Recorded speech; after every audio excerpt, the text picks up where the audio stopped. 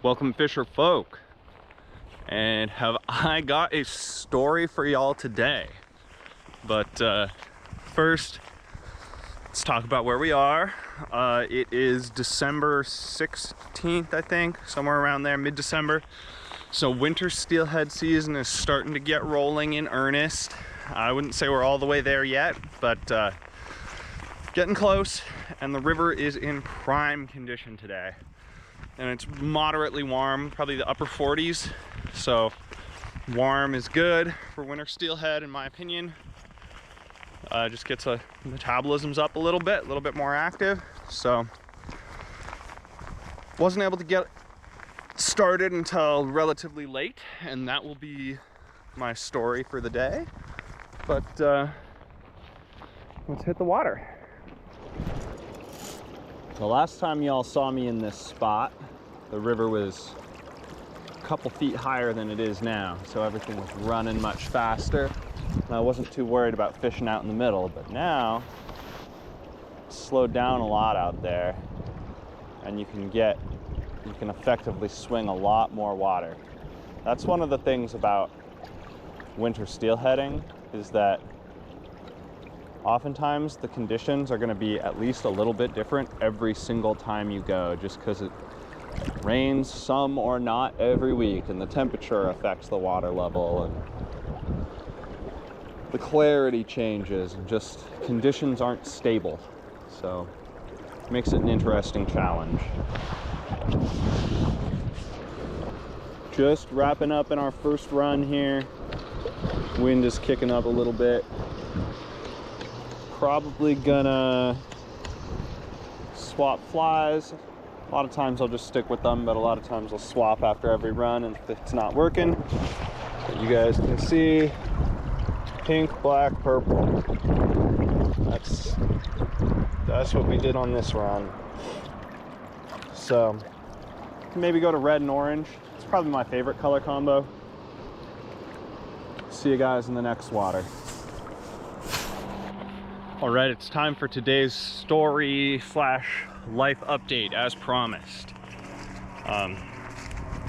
So on Monday, I was driving home from the Deschutes. I was on I-84, going about 70, and my back left, so back driver's side tire went from 100 to 0, just exploded. And I didn't completely lose control of the car, but a lot lost control of the car. I managed to get the brakes hit pretty good, but swerved over, and people always say that things happen in slow motion. I don't know if things were happening in slow motion for me, but it was slow enough that I had a little bit of time to think. And at first I was like, okay, I hope I can control this. And then it became apparent to me that I was gonna hit the guardrail on the right side of the road. And I had enough time to think, I don't think I'm gonna die,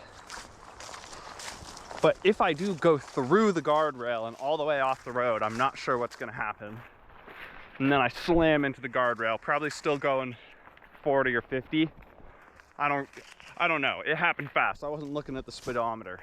And those things have always looked flimsy to me, but turns out they work as designed. I just got bumper carred right back into the lane, kept slowing down, got pulled over onto the corner, or onto the shoulder. Fortunately, there was enough shoulder for me to fit without being in traffic. And then I just sat there for 10 minutes probably, just breathing. And I was like, well, fuck, I mean, I don't know what else there is to do. I guess I'll just start looking up towing companies and sell my liver to get towed 45 minutes back to Portland. And at that precise moment, my hero, my angel, a stranger named Wade, pulls over and walks over. He's like, you want help changing the tire? And I'm like, well, yes, but the one that exploded was already my spare, so I don't have another. And he was like, well, this is a Toyota RAV4, right? I was like, yeah. And he's like, well, I love these cars. I used to race one, and I used to It's crazy because mine's not fast anyway. And his friend has like an off-road track, and he's like, yeah, we all used to have one, and we drive them around and they're just bulletproof. And we'd do jumps and everything. And it just so happens that I have a set of tires for this car at my house, and my house is one exit down the freeway. So I turn on my hazards and I drive on the rim with the 20 miles an hour on the freeway with the tires going just sounding like death back there. And then a couple more miles off the freeway and I get to his house, and he's as good as his word. He just jacks my car up, swaps the tire out, 5-10 minutes, bam, good to go. He just gives me the tire for free. And I was like, Lord, please, please let me pay you for this or something. And he was like, no, greed's not my MO. Such a lovely man, very interesting dude. And I made him, he didn't have a Venmo, but I made him give me his girlfriend's Venmo, and I sent her some money. But so yeah, then the next day, or 2 days after that, I was able to go in and I got 4 used tires for a great price, half of what it would have cost me at Les Schwab. Fuck those guys. Not fuck the guys who helped me out, but Les Schwab. And but then I needed to go get an alignment. So turns out the car is bulletproof, and despite hitting the guardrail at like 40 or whatever, all the damage is just superficial, except for that the front wheels are out of alignment. I was worried the frame was going to be bent or something. Nope, they just popped them on and off. 20 minutes, 75 bucks, or 30 minutes, 75 bucks. And now I'm good to go, but that's why we're late getting on the river today. So yeah, that's kind of what's been going on in my life this week. Okay, let's get back to the fishing.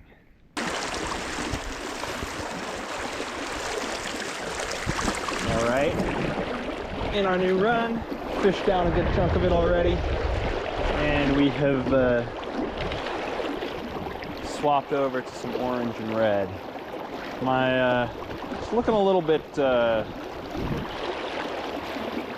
scruffier, a little bit of a mankier fly than I'd like right now, but let's see here. There we go, down there. A little bit of swimming.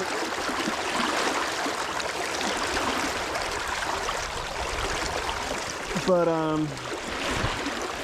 yeah, season's just getting rolling again, so I have quite a few flies left from last year, but a lot of them look a little beat up, so I'll be tying up some fresh ones soon, and keep an eye out for videos of that.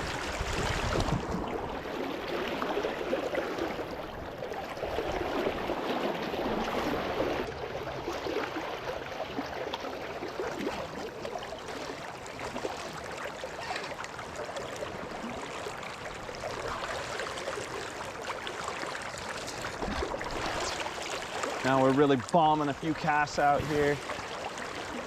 And this is the pace of water. We're getting down into maybe the water I'm standing in is a little fast, but you guys can see the pace that's swinging down there. That is gorgeous. Right in there is perfect. The bottom 45 degrees of your swing is almost, even when the river is the right pace, is gonna be the money stuff. And this water out in here is just like perfect pace, and it kind of looks like it drops off out there. So that's what you want to see. Steelhead likes slow water, slower than you might think anyway. At least that's what I've been told. I don't catch any fish. So right now the river's running at a pretty high level, which is the perfect water level. With winter steelhead, a lot of the times, if the river is, I mean, not washed out, but fairly high, that's gonna push fish out of the center of the river and closer to the shores where they're more accessible for fly fishermen. But to get from where I'm standing now to the main river, there's this spur. And when the river's high like this is a beefy wade.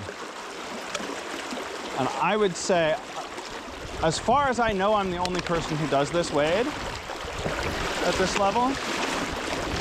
You know what, I've done it higher than this. This actually isn't very hard now that I'm in it. But you got this nice log to work with.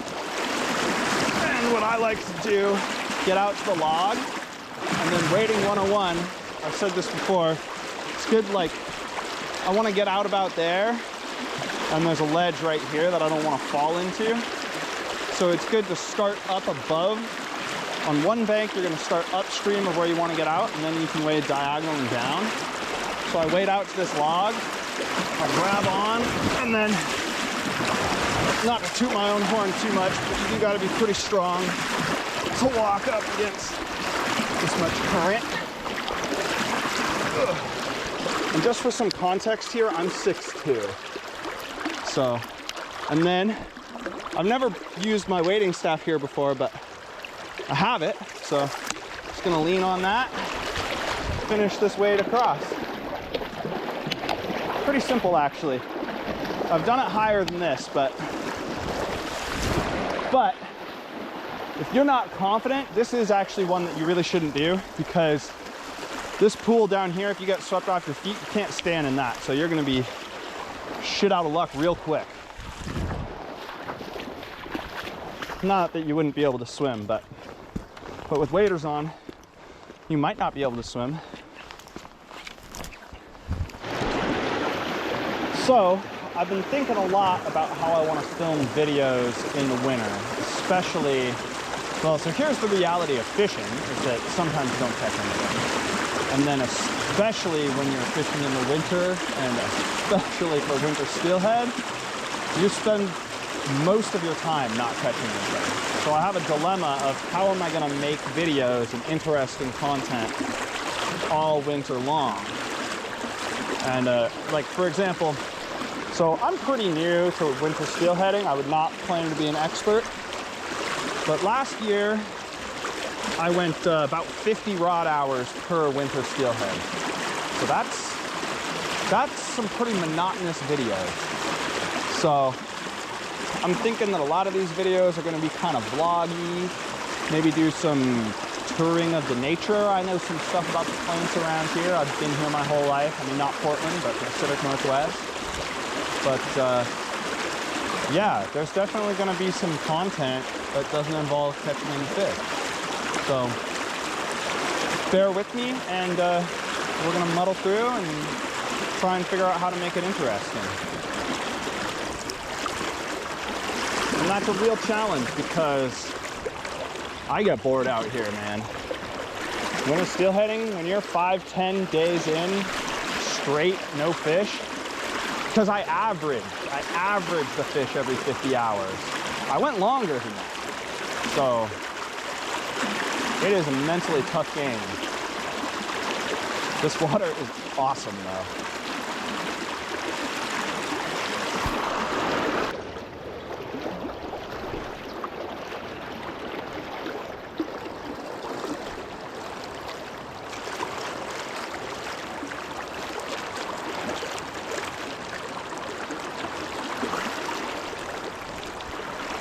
Look at that beautiful swing. Now we're in the good water right here.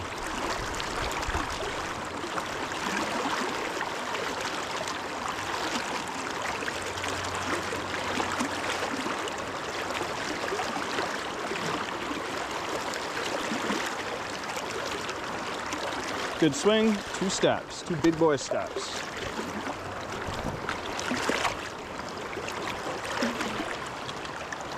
All right. We've moved to purple and pink. Sun's starting to go down, but conditions just feel right now. It's pretty warm. There's a lot of slack water or slowish water pushed off to the near shore right here. There was probably not many fish. I mean, there's just not many fish, full stop, because steelhead are suffering. Probably not many fish in the river yet, but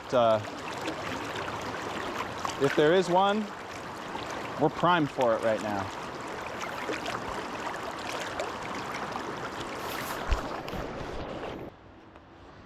Okay guys, the sun is down.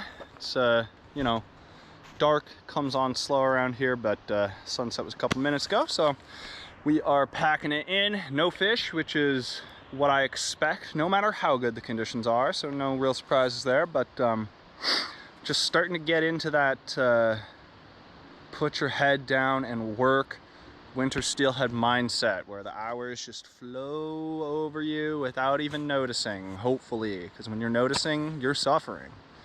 Yeah, it was beautiful out here today, but still early in the season, so probably going to be more fish later. Yeah, I think that's about sums it up. That's what I gotta say. So do me a favor, like and subscribe, and I will catch y'all in the next video.